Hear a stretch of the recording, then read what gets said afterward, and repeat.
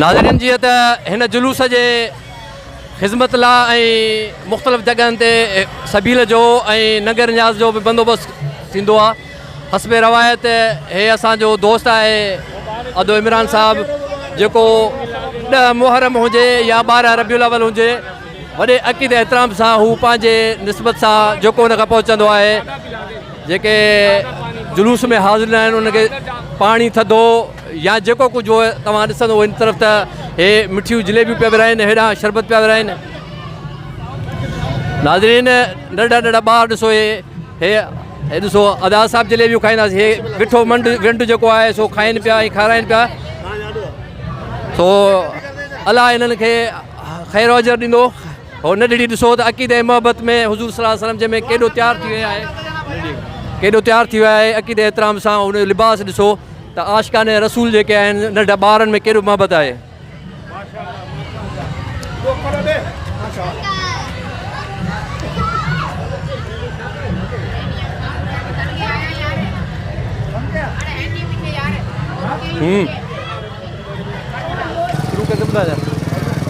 नाज़रीन, जीअं त हींअर जेको स्टेशन खां 12 रबीउल अव्वल जे निस्बत सां हिकिड़ो जुलूस जो काफ़िलो निकितो, उहो मुख़्तलिफ़ रस्तनि तां थींदो पुराणे पंडितनि जे हबीब चौक ते पहुचण वारो आहे, जिथे उलमा इकराम ख़िताब कंदा ऐं हिननि जो मुख़्तलिफ़ जॻहनि ते इस्तक़बाल बि थियो आहे ऐं सबीलूं, मिठाई, नगर न्याज़ सभु कुझु जेको आहे सो थियो आहे। इंतिज़ामी लिहाज़ खां बि हिननि खे प्रोटोकॉल मिलियल आहे ऐं हेल्थ डिपार्टमेंट जे तरफ़ां बि हिननि खे प्रोटोकॉल मिलियल आहे। सिर्फ़ु इन करे त जीअं को बि अहिड़ो नाख़ुशगवार वाक़ियो न थी सघे, अलाह न करे। त तव्हां ॾिसंदव त केॾे एतिराम अक़ीदे सां जश्न सां रक़्स पैदा कनि नौजवान पोड़ा आक़ाए दो जहां हज़रत मोहम्मद मुस्तफ़ा सल्लल्लाहु अलैहि वसल्लम जन जे आमद जे ख़ुशीअ में। हे जलूस जेको आहे सो मदीना शहर में हबीब चौक ते पहुचण वारो आहे ऐं उते जेको आहे सो हिकु जलसे जो प्रोग्राम आहे, जिथे हाज़रीन उलमा इकराम ख़िताब जन फरमाईंदा।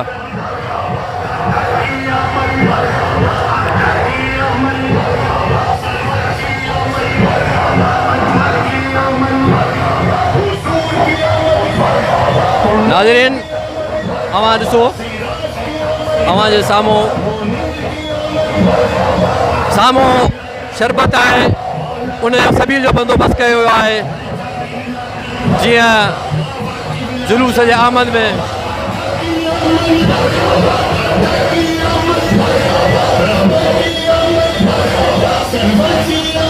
वॾे तरीक़े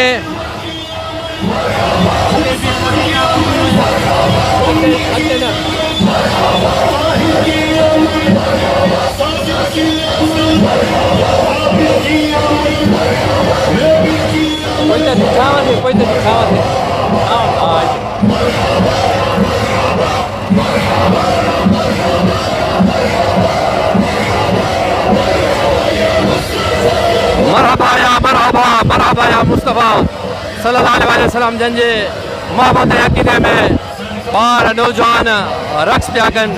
मुख़्तलिफ़ जॻहनि ते उन्हनि जो इस्तक़बाल थियो आहे, किथे सबील जे सूरत में, किथे नगर जी सूरत में, किथे मिठाई जी सूरत में। मोहब्बत ऐं अक़ीदो अल्लाह तबारक व तआला हर मुस्लमान खे मोहब्बत ऐं अक़ीदे जो शरफ़ हासिल कयो आहे ऐं कंदो। हे जुलूस हींअर पंहिंजे मंज़िल तरफ़ रवानो आहे।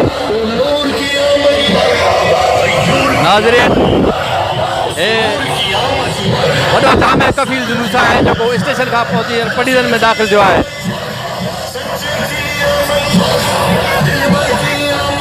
हे आहे असांजो उस्ताद मोहम्मद जुड़ियल बि आहे, जेको पुराणो मौलूद शरीफ़ चवंदो आहे, उहो बि हिन जुलूस में काफ़िले में गॾु शामिल आहे।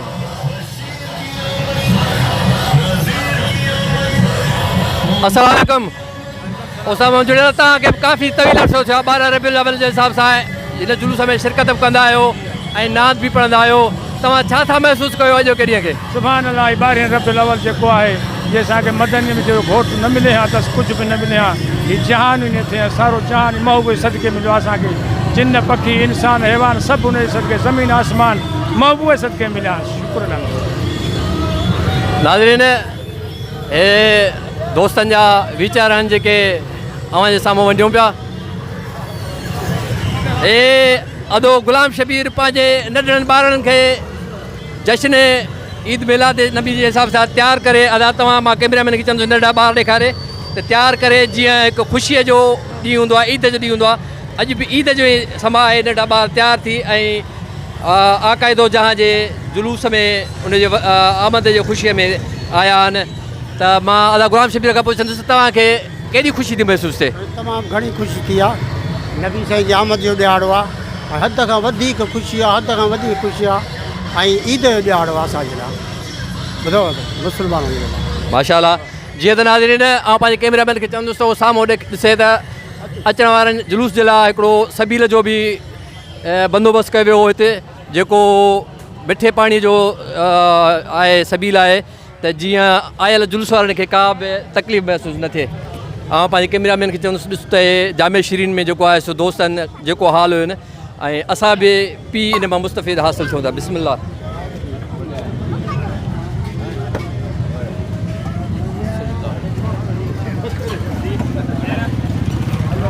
नाज़रीन जीअं त जुलूस हबीब चौक ते जिथे गॾु थींदो आहे ऐं उते उलमा इकराम ख़तो किताबत कंदा आहिनि उते पहुची चुको आहे ऐं असां बि हींअर उन तरफ़ वधूं पिया।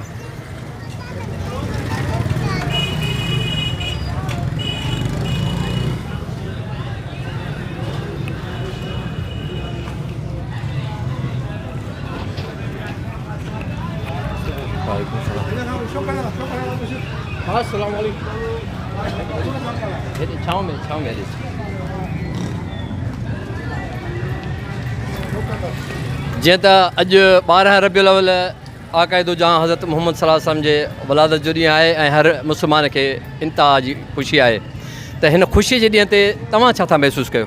असां बि ॾाढी ख़ुशी महसूसु था कयूं त नबी पाक सल्लल्लाहु अलैहि वसल्लम जी वलादत सां असां बि ॾाढा ख़ुशि आहियूं। महिरबानी।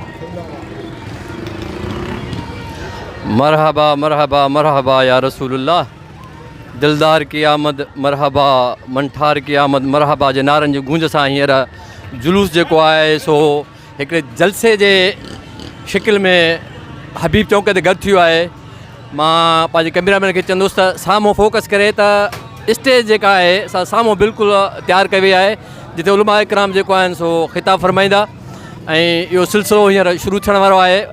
उलमा इकराम जेके आहिनि से मथे स्टेज ते पहुची चुका आहिनि ऐं कुझु ई देरि में जेको आहे सो ख़तो किताब जो सिलसिलो शुरू थियण वारो आहे। हे नौजवान पोड़ा ॿार वॾे अक़ीदे ऐं एतिराम सां इहे नंढा ॿार ॾिसो हिकिड़ो जशन आहे ईद जो समा आहे तयारु थी ऐं आक़ाइदो जहां हज़रत मोहम्मद मुस्तफ़ा सल्लल्लाहु अलैहि वसल्लम जिन जे आमद जे हिसाब सां आमद जे निस्बत सां मरहबा मरहबा या रसूलुल्लाह त ख़ुशि केतिरा आहिनि जीअं हिकु ईद जो समा हूंदो आहे उन खां वधीक ख़ुशि आहिनि। ऐं पंहिंजे दोस्त खे चवंदुसि त सभिनी खे ॾेखारींदो हले त हीअ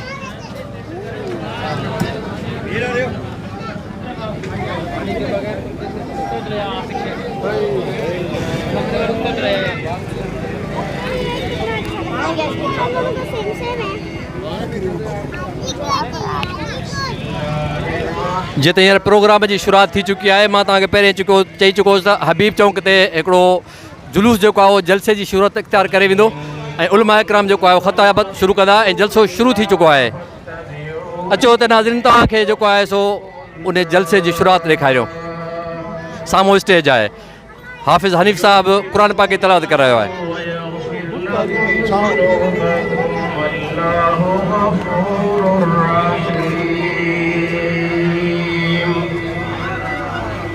قل أطيعوا الله والرسول فإن الله لا يحب الكافرين إن الله اصطفى آدم ونوحا وآل إبراهيم وآل عمران على العالمين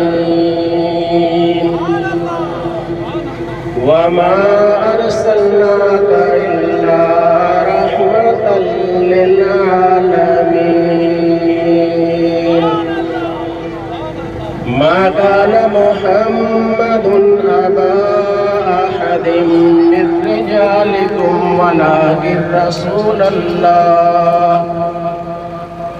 ولكن رسول الله وخاتم النبيين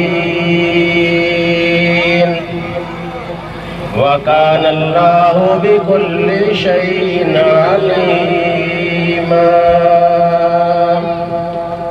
آمنت بالله صدق الله العظيم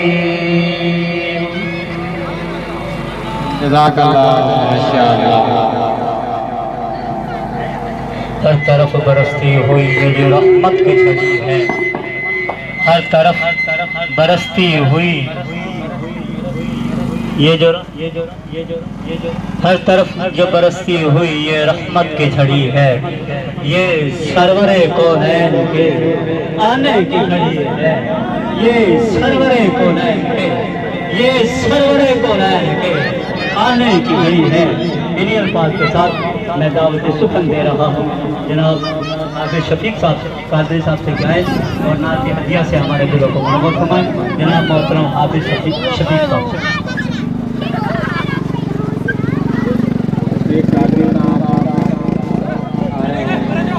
नारे तकबीर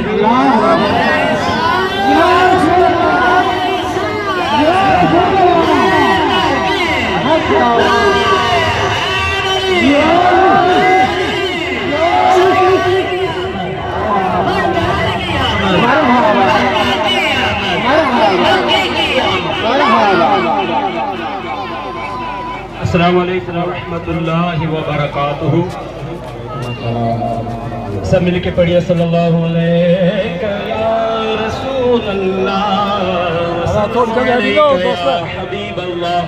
निसार तेरी चहल पहल पर हजारों ईदे रबीउल अव्वल सिवाय इब्लीस के जहां में सभी तो खुशियां मना रहे। पढ़िए सल्लल्लाहु अलैहि या रसूल अल्लाह वसल्लम अलैका या हबीब अल्लाह। सभिन दोस्तन के गोठन मां जेके शहरन मां सभिन के खुशामदीद चऊं था जेके आया।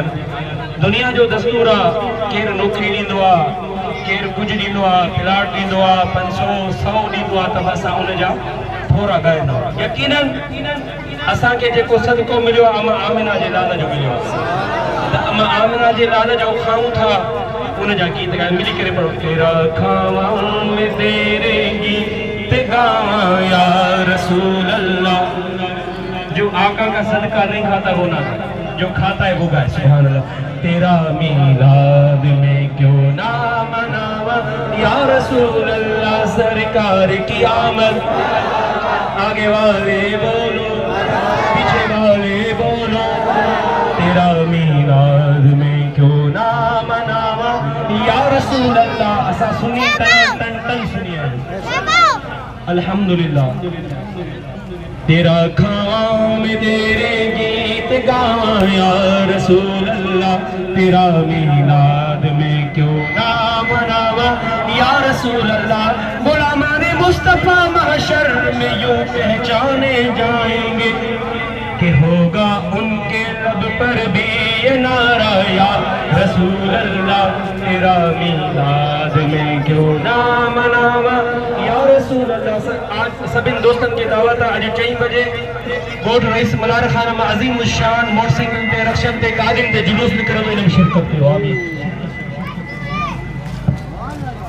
सुभान अल्लाह। जब तक बिके न थे कोई पूछता न था, जब तक बिके न थे कोई पूछता न था, बस आपने खरीद कर हमें अनमोल कर दिया।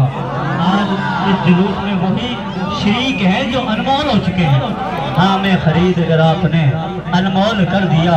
और गमे आशिकी से पहले अकल के अंदर कुछ कहते हैं कि झूमते नाचते डांस करते, नाना इश्क खुद ही ऐसे सिखा देता है कि हाँ हाँ गमे आशिकी से पहले मुझे कौन जानता था, तेरे इश्क ने बना दी मेरी जिंदगी फसाना, तेरे इश्क ने बना दी मेरी जिंदगी फसाना।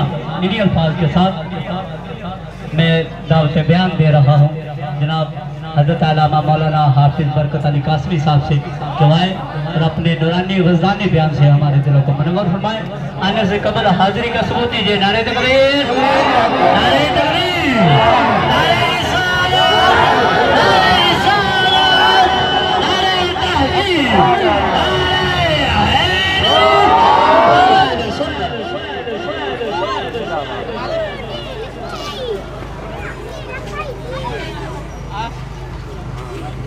नहमदु व नसल्ली अला रसूलिल करीम। अम्मा बाद अऊज़ु बिल्लाहि मिनश शैतानिर रजीम। बिस्मिल्लाहिर रहमानिर रहीम। क़द जाअकुम मिनल्लाहि नूरुन व किताबुम मुबीन। आमनतु बिल्लाहि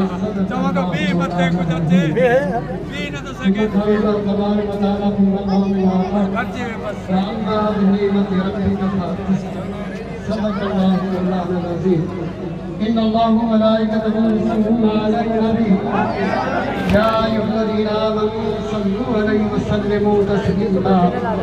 अल्लाहुम्मा सल्लि अला सय्यिदिना व मौलाना मुहम्मदिन अन्नबी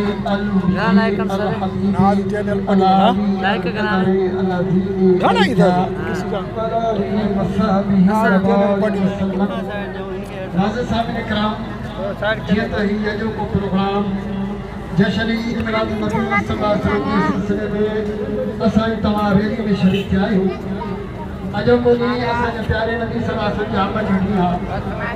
इन खां पहिरीं मां इंतिज़ामिया पटीगन SHO साहब पटीगन थाणो ऐं ॿी इंतिज़ामिया जो शुक्रिया अदा कयूं था। असां भरपूर नमूने सां ताउन कयो। चेयरमैन टाउन कमेटी जनाब सेठ मोहम्मद बाकर साहब उन्होंने भी माशाल्लाह तमाम सुठे तरीक़े सां ताउन कयो ऐं कामयाब पंहिंजे काउंसिलरनि उन्हनि बि ताउन कयो। अल्लाह ताला अॼु के मिलाद जे सदक़े में अल्लाह ताला उन्हनि जे रिज़्क़ में कारोबार में बरकतूं था फरमाए ताकि हमेशह आका जे मिलाद में थींदो रहे ऐं आका जो मिलाद मल्हाइबो रहे। अल्लाह ताला जल्द शान अल्लाह ताला जल्द शानहू थोड़ा करम आहे जो पटी वारनि दुकानदारनि मीरा मुस्तफ़ा कमेटी वारनि ऐं दावत इस्लामी जे तरफ़ां ऐं जमायत वारनि जे तरफ़ां ऐं जमायत वारनि जे तंज़ीम आहे असांखे ताबू थियो आहे। माशाअल्लाह सभिनी ताबू थियो आहे, सभी शरीक आहियूं ऐं सभिनी खे असां मुबारकबाद चऊं था। अॼोके ॾींहं ते अज़ीम शान आशा जी मिलाद रैली कढी ऐं असां अज़ीम शान रैली खे कामयाबु कयो आहे। इलाही लख लख मुबारक नाज़रीन इस्लाम। अॼोको ॾींहुं तमामु बरकतुनि ऐं रहमतुनि वारो ॾींहुं आहे। अॼोके ॾींहं ते अल्लाह जे प्यारे महबूब हज़रत मोहम्मद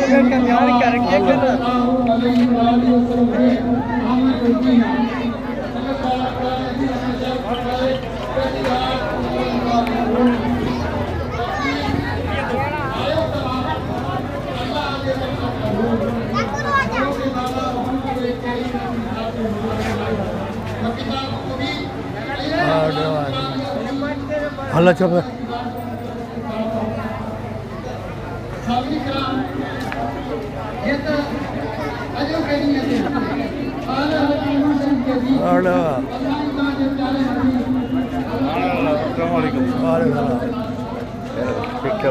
साईं अस्सलाम वालेकुम। खुश आहियो ख़ैर आहे? कीअं पियो हले साईं जुलूस? कीअं पियो हले जुलूस? कीअं पियो हले? सही पियो हले न?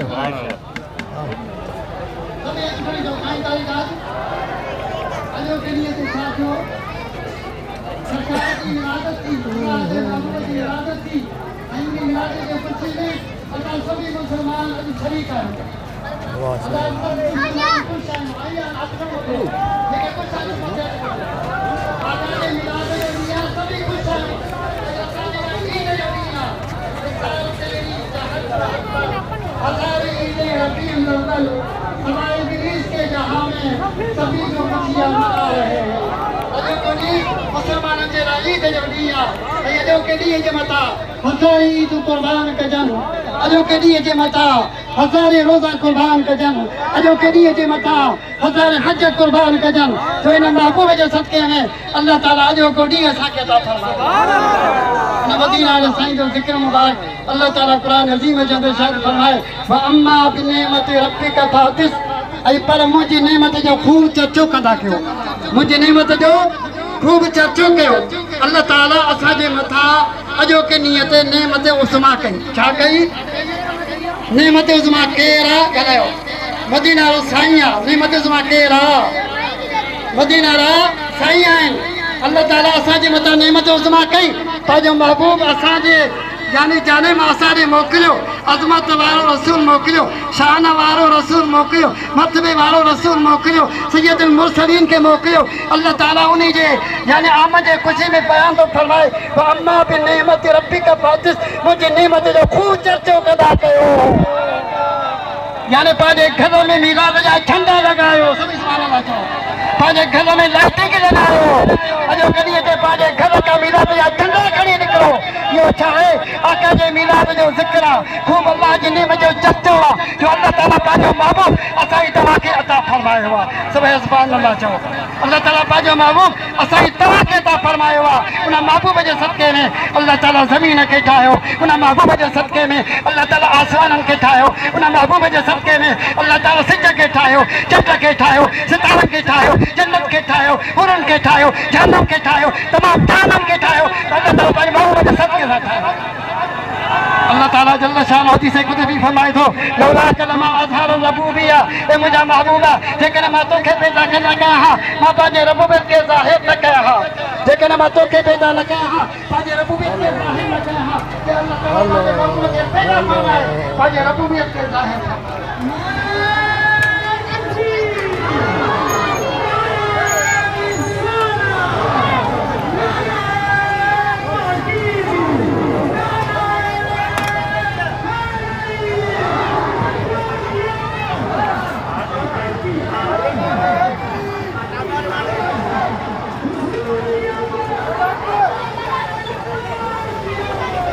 हाय अस्सलाम वालेकुम खुश आहियो साईं ख़ैर आहे अल्हम्दुलिल्लाह कीअं पियो सही टाइम गुज़रे फर्स्ट क्लास 12 तारीख़ रबियुल अव्वल जी ख़ुशीअ में पई गुज़रे वाह साईं अल्लाह बिस्मिल्लाह अल्लाह बिस्मिल्लाह कहिड़ो हाल आहे थोरो पोइ थी न तो हाल वाल पुछा हिते बि हो अल्लाह कहिड़ो हाल आहे गुलाम ख़ुशि आई ख़ैर आहे तबियत सही आहे अॼु मोकल ॾींहुं आहे 12 तारीख़ 12 तारीख़ मोकल ॾींहुं आहे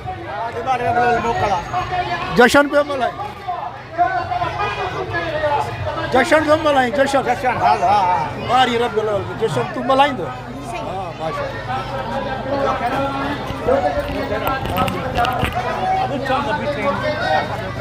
नाज़रीन अस्सलाम वालेकुम जीअं त नाज़ चैनल पटीदन जे तरफ़ां अॼु हिकिड़ो प्रोग्राम नशर कयो पियो वञे 12 रबियुल अव्वल आकाए दो जहान हज़रत मोहम्मद मुस्तफ़ा सल्लल्लाहु अलैहि वसल्लम जंहिंजे आमद जे ख़ुशी जे बारे में हस्बे मामूल पटीदन शहर में हिकिड़ो नंढो जुलूस निकिरंदो आहे मदनी मस्जिद खां जेको उहो शामिलु थींदो आहे स्टेशन खां हिकिड़ो मेन जुलूस ईंदो आहे उन में हुई ज़िम थी वेंदो आहे ऐं उन खां पोइ हिकिड़ो वॾो जुलूस थी वेंदो आहे जंहिंमें झंडियुनि सां नंढा ॿार पोड़ा नौजवान आकाए मोहम्मद मुस्तफ़ा सल्लल्लाहु अलैहि वसल्लम जंहिंजे ख़ुशीअ में रक़्स कंदा आहिनि दुरूद व सलाम पढ़ंदा आहिनि ख़तो किताबत कंदा आहिनि अचो त नाज़रीन अव्हांखे कैमरामैन जे मदद सां ॾसींदा रहूं त हीउ हिकु नंढो जुलूस आहे हितां खां शुरूआति थिए थी ऐं मेन जुलूस जेको आहे सो स्टेशन खां निकिरी चुको आहे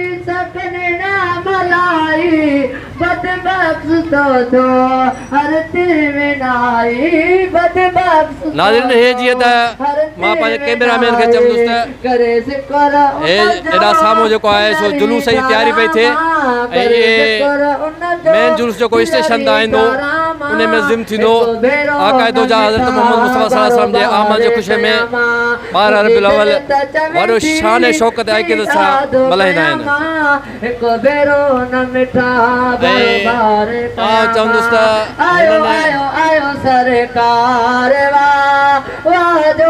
हाणे हे पंहिंजी तयारी करे पिया था ऐं थोरी देरि खां पोइ जेको हू जुलूस हुन में शामिल थींदा।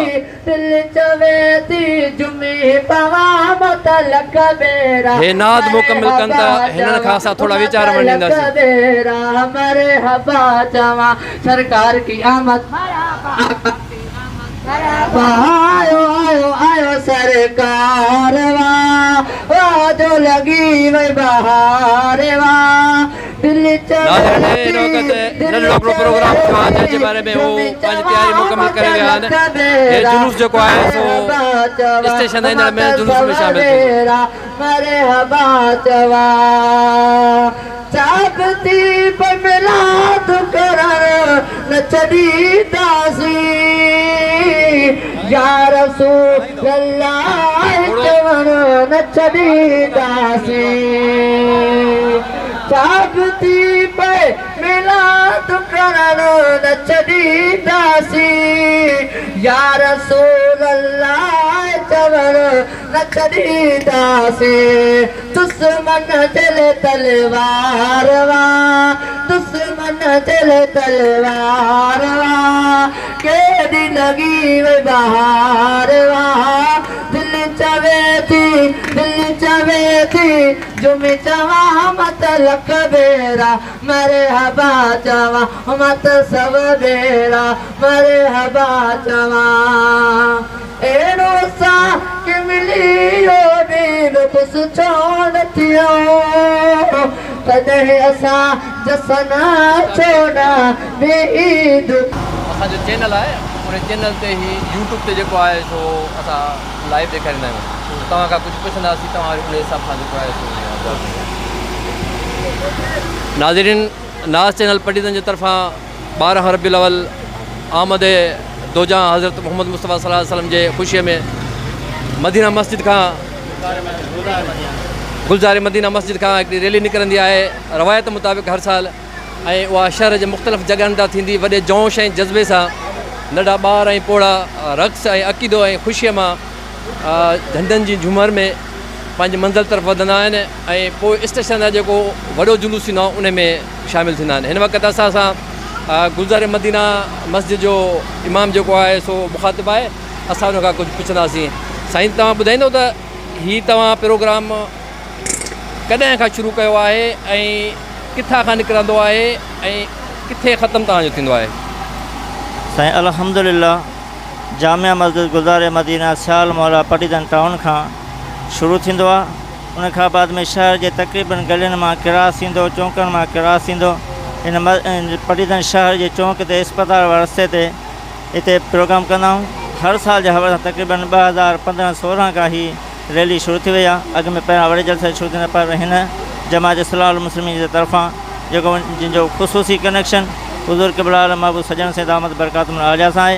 तक़रीबन नौजवान वॾी उमिरि वारा हाफ़िज़ क़ुरान इश्क़ ऐं मुहबत जो सबूत ॾींदे हर साल हमेशह असां रैली सां गॾु ज़रूरु ईंदा आहिनि। हिते ई त असां प्रोग्राम ख़तमु करे दुआ ख़ैर कंदा पोइ वरी पंहिंजी मस्जिद में वापसि वञी करे उते लंगर जो बंदोबस्तु हूंदो आहे ऐं हिते मिठाई जो बंदोबस्तु हूंदो आहे। माशाअल्लाह। जीअं त नाज़रीन हींअर उन मस्जिद जो हाफ़िज़ क़ुरान हाफ़िज़ जहांगीर आहे उन खां पुछंदासीं त तव्हां केतिरी अॼो केॾी ते ख़ुशी महसूसु था कयो 12 रबीउल अव्वल जे हिसाब सां छाजे करे जो तव्हां उन मस्जिद जा शायदि इमाम बि आहियो ऐं उते नंढनि ॿारनि खे दर्स बि ॾींदा आहियो ऐं फ़ी सबीलिल्लाह। सो तव्हां हाफ़िज़ साहब ॿुधायो त तव्हां केतिरी ख़ुशी महसूसु था कयो अॼो केॾीअ जे लाइ ऐं तव्हां छा था सम्झो त हीउ जोश जज़्बो नंढनि ॿारनि में वॾनि में ॾींहों ॾींहुं जेको आहे वॾे अक़ीदे एतिराम सां वधंदो थो वञे ऐं तव्हांजो छा चवणु आहे त अञा हिन खे केतिरो वधीक जेको आहे सो शानदार ऐं ख़ूबसूरत बणाए सघिजे थो? इंशाअल्लाह असांखे एतिरी ख़ुशी आहे जो ईद उल फितर बि मल्हाई वेंदी आहे ईद उल उज़हा बि मल्हाई वेंदी आहे उन खां वधीक असांखे ख़ुशी आहे छो सरकार मदीना सल्लल्लाहु अलैहि वसल्लम जे अचण में एॾी ख़ुशी आहे जंहिंजो को हिसाब न आहे। नंढनि वॾनि ॿारनि खे ख़ुशी आहे ऐं जोश जज़्बे सां राति को असां 12 रबीउल अव्वल आहे हींअर जलसो कढी शहर में आया हूँ। हिन खां पोइ वरी जेको आहे वॾो जलसो जेको स्टेशन ते निकिरंदो उन रैली में शरीक थींदासीं। इन खां वधीक ॿी ख़ुशी का ॻाल्हि कान्हे। दोस्तों, नाज़ चैनल पटीदन जे तरफ़ां हे सभु कोशिशूं जेके आहिनि से अदा नज़ीर अहमद अंसारी साहिब जन जो आहिनि, जेको पटीदन जे हर उन शइ खे कवरेज ॾेई ऐं लाइव दुनिया ताईं पहुचाए थो त जीअं ख़बर पवे त पटीदन में बि आशिकाने रसूल केॾे मोहबत ऐं अक़ीदे एतिराम सां ॿार हिन रबीउल अव्वल मल्हाईंदा आहिनि।